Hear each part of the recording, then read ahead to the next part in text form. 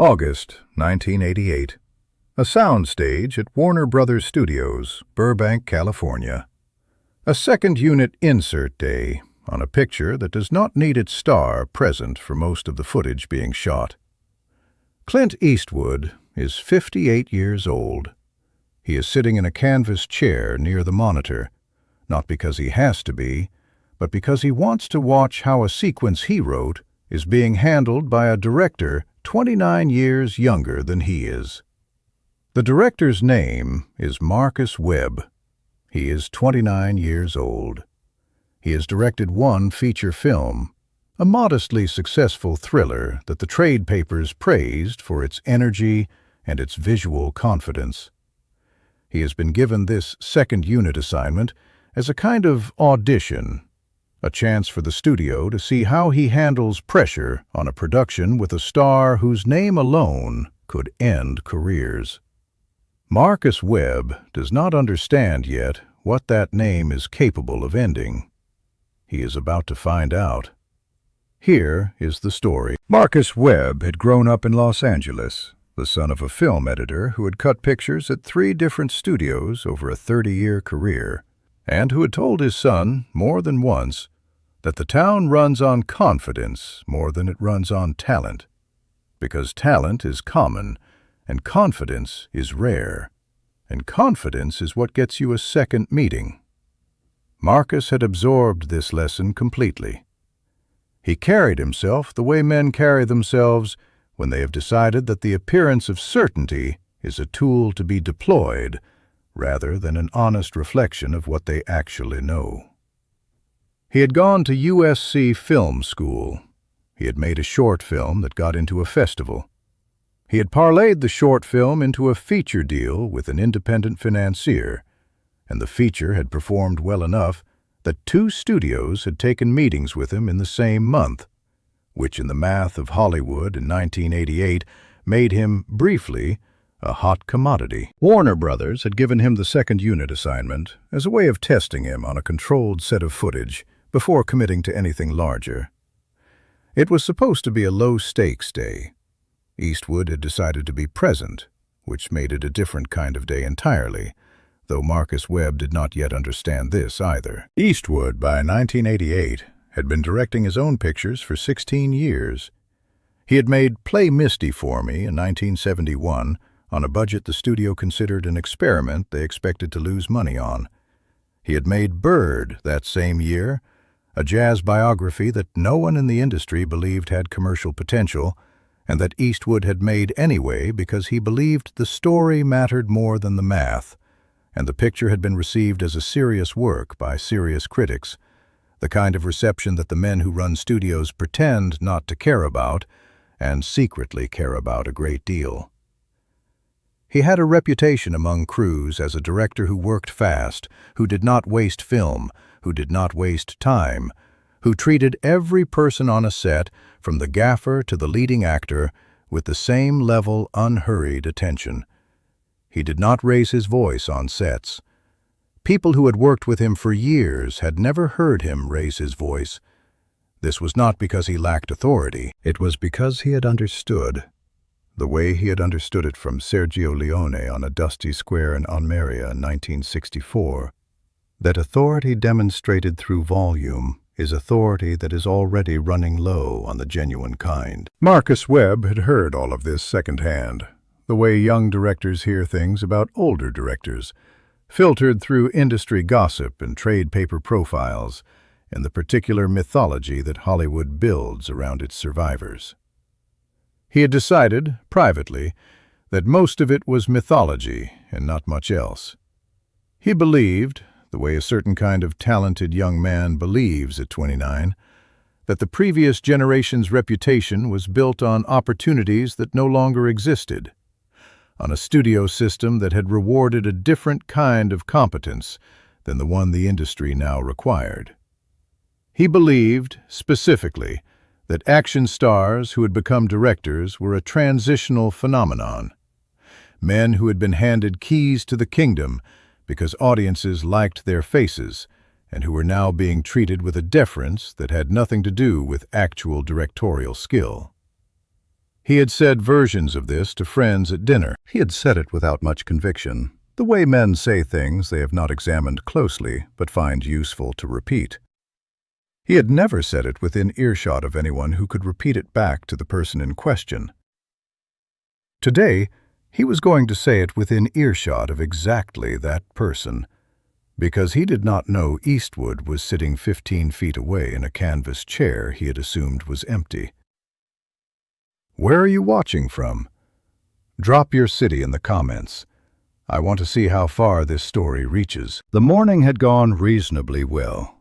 Marcus had blocked a sequence involving a car arriving at a warehouse exterior, a stunt double standing in for Eastwood's character, 3 camera setups, a controlled fire effect for the 3rd setup. He had been competent. He had not been inspired, but competence was what the day required, and competence was what he delivered through the first 2 setups. The crew had been professional and unremarkable in their assessment of him, the way crews are with directors they have not yet decided whether to trust. By 11:30, the 2nd setup was wrapped, and the crew began resetting for lunch, which on this soundstage was called for 12:15. Marcus walked away from the monitor area toward the craft services table at the edge of the soundstage, where his assistant director and the picture's young cinematographer, a man named Phil Renner, who had shot the short film that launched Marcus's career, were standing with coffee. Marcus had not noticed, walking past the monitor, that Eastwood was still seated in the canvas chair 15 feet behind the monitor cart, partially obscured by a lighting stand and a stack of apple boxes. Eastwood had a script in his lap, open to a page he was not reading. He had a cup of coffee that had gone cold an hour earlier. He was listening to the way the crew talked to each other, the way they talked about the morning's work, which was a habit he had developed over decades of sets and never abandoned, because the crew's private conversation told a director things that no dailies screening ever would. Marcus reached the craft services table. He picked up a cup of coffee. Phil Renner asked him how he thought the morning had gone. Marcus said it had gone fine, that the setups were clean, that he was glad they were ahead of schedule. He said this in the tone of a man slightly bored by his own competence, the tone of someone who believes the work in front of him is beneath the work he is capable of. Phil Renner, who had worked with Eastwood as a camera operator on an earlier picture before becoming a cinematographer in his own right, mentioned that Eastwood seemed pleased with the dailies from the previous week. Marcus made a sound that was not quite a laugh. He said, "You know what's funny about Eastwood directing himself for 16 years? Everybody acts like he reinvented the wheel, but half of what people praise about his style is just economy born of low budgets. He shoots fast because the studios never gave him real money until Unforgiven was a decade away from existing. It's not minimalism, it's thrift. And thrift gets called genius if you live long enough." Phil Renner's expression changed slightly. He glanced past Marcus toward the monitor area. Marcus did not notice the glance. He kept talking, warming to a subject he had clearly thought about before and never said quite this directly. He said, "And the acting, let's be honest, the acting is one register. It was a great register for 1971. It is starting to look like a man who learned one trick from an Italian director 20 years ago and has been doing the same trick in front of a camera ever since. I respect the career, I do.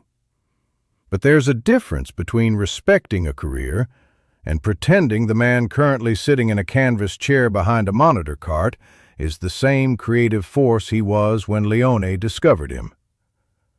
People in this town are so afraid of saying it out loud.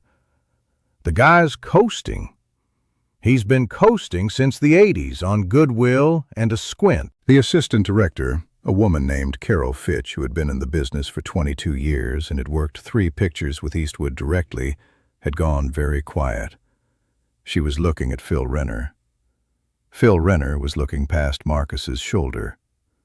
Marcus finally noticed that neither of them was looking at him anymore. He turned around. Eastwood was standing 6 feet away. He had set the cold coffee down on the apple boxes. He had closed the script. He was not moving toward Marcus.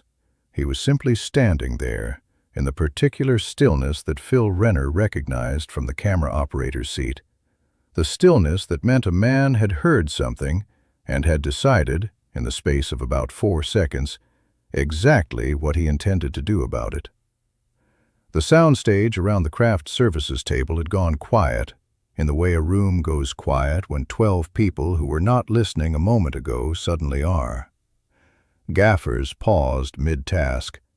A boom operator who had been adjusting his pole stopped adjusting it. Eastwood looked at Marcus Webb for a moment. He said, "Finish your coffee, Marcus. We're not breaking for lunch yet." Marcus's face had gone through several stages in about 2 seconds, color rising and then draining.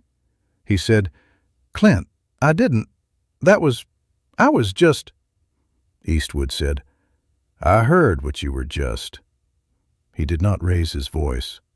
The volume was the same volume he had used in every conversation on that soundstage all morning. The volume of a man reading lines off a call sheet.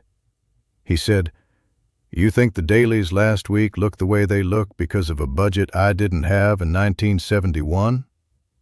He said, "You're half right and you don't know it."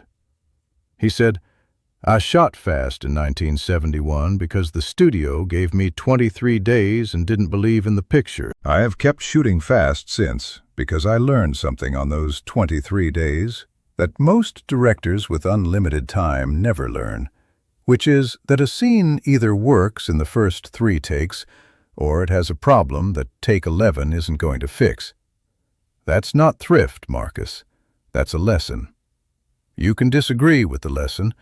You haven't earned the right to call it an accident." Marcus did not say anything. Eastwood continued in the same even register.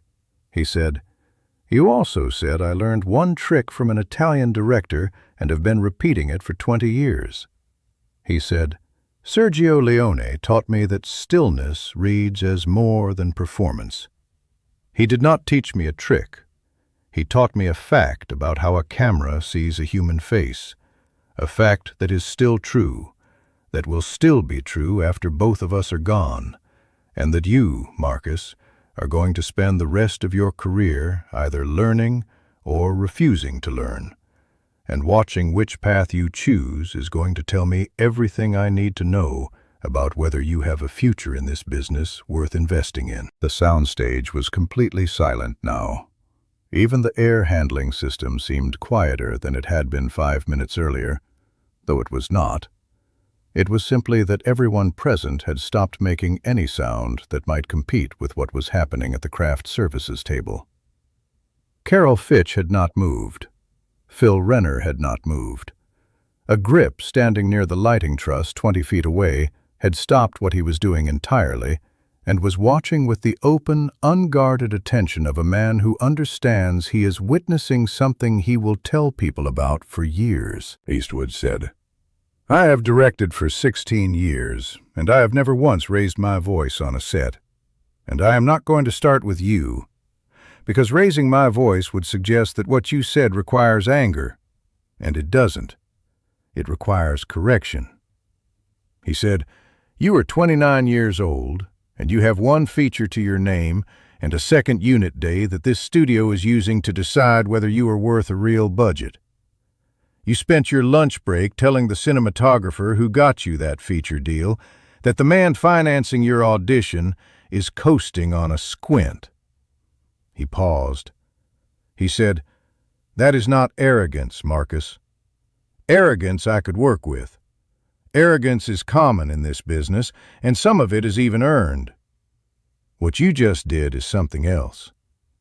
You did not know who was in the room." A director who does not know who is in the room is a director who is not paying attention. And a director who is not paying attention is the single most dangerous thing you can put in charge of other people's careers and other people's money. He picked his script back up off the apple boxes. He said, "Finish blocking the third setup. I want to see it before lunch, not after." He turned and walked back toward the monitor area. He sat back down in the canvas chair.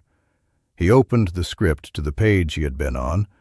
He did not look up again. The soundstage took perhaps 90 seconds to return to normal motion. Carol Fitch was the first to move, walking back toward the set to begin resetting marks for the third setup. Phil Renner picked up his coffee, which had gone cold in his hand, without him noticing. He looked at Marcus Webb for a moment, an expression that was not unkind and was not entirely sympathetic either. The expression of a man who has just watched a colleague learn something the hard way and is privately grateful it was not him.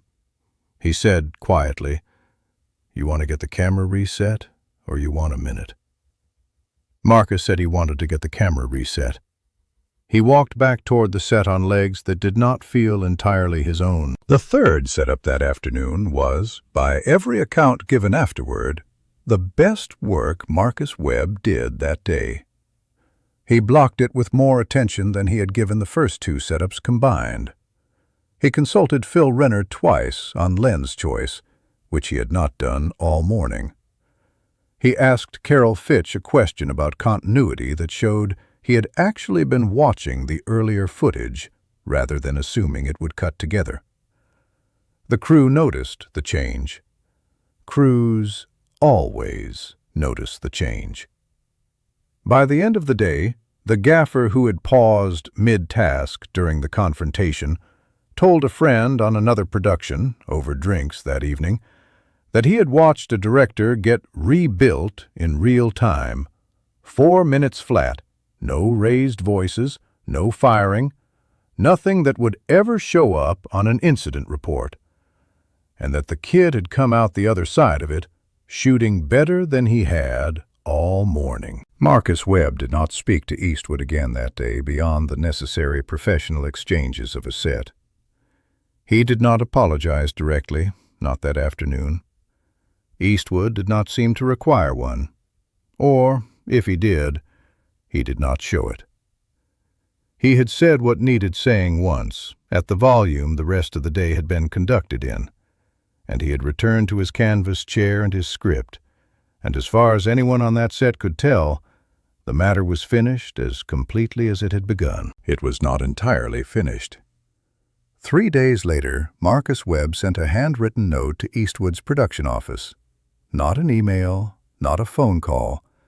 A handwritten note on plain paper, the kind of gesture that a 29-year-old director makes when he has spent 3 days thinking about exactly what he wants to say and how he wants to say it.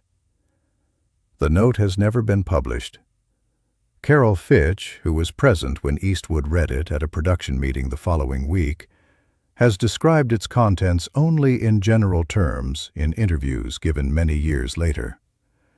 She has said that the note acknowledged the substance of what had been said at craft services, not merely the breach of manners in saying it within earshot, and that it asked for nothing in return. No second chance, no reconsideration, simply an acknowledgement that the thing said had been wrong on its merits, and not only wrong in its timing. Eastwood did not write back. He did not need to. He mentioned to Carol Fitch weeks later, almost in passing, that the kid had a future if he kept learning at the rate he had learned that afternoon. He did not elaborate.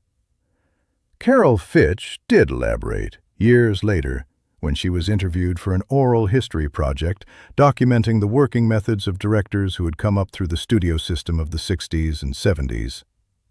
She said that what she remembered most about that afternoon was not the correction itself, but the economy of it. The fact that a man who had every justification for anger, who had been dismissed to his face as a coasting relic by a director 30 years his junior, auditioning for a job that existed only because of the box office Eastwood himself had generated for the studio for 2 decades, had used exactly as many words as the situation required, and not one word more. She said, "I have worked with directors who would have fired that young man on the spot, and directors who would have pretended not to hear and let it fester into something worse later." Clint did neither. He stood up, he said what was true, he sat back down. It is the most efficient correction I have ever watched a human being deliver, and I have been on sets for 40 years. Marcus Webb did not direct a feature for Warner Brothers in the immediate aftermath of that production. The second unit assignment concluded without incident. He worked steadily through the 1990s on smaller pictures, television, commercial work, building, slowly, the kind of career built on competence rather than buzz, which is a different and, in some ways, more durable kind of career than the one he had been on track for at 29. In a 2009 interview given to promote a film he had directed about mentorship in the building trades, an interviewer asked him, almost as an aside, about his early career and whether any single moment had shaped how he approached working with crews. He was quiet for a moment. He said there had been an afternoon early on a job he would rather not specify in detail, when he had said something disrespectful about a director he was working under, not knowing the man could hear him, and the man had corrected him, calmly, completely, in under 5 minutes, without raising his voice and without humiliating him beyond what the moment required. He said it had taught him more about how to run a set than 4 years of film school. He did not say Eastwood's name. The interviewer did not ask him to. Some corrections are meant to travel only as far as the lesson, not as far as the credit. Eastwood went on, in the years that followed, to direct Unforgiven, which won him the Academy Award for Best Director in 1993, and Mystic River, and $1 Million Baby, which won him a second Best Director Oscar in 2005, and a number of other pictures that the industry had, by then, stopped describing as the work of a man coasting on a squint. He never told the craft services story publicly. It survives because Carol Fitch told it decades later in the context of a documentation project that values the small, true things that happened on sets rather than the things press releases were built around. There is no other public record. There was no incident report because nothing happened that required one. There was no headline because nothing was destroyed loudly enough to be a headline. A young man said an arrogant thing about an older man within earshot, and the older man stood up, corrected it completely, and sat back down. And somewhere in the space between those two motions, a career that might have curdled into exactly the kind of coasting it had accused someone else of, found a different shape instead. That is the whole of it. That is what 8 minutes and a lunch break that never happened on schedule actually contained. And unfortunately, they do not make men like that anymore, the kind who can end an argument and build a person in the same 4 sentences.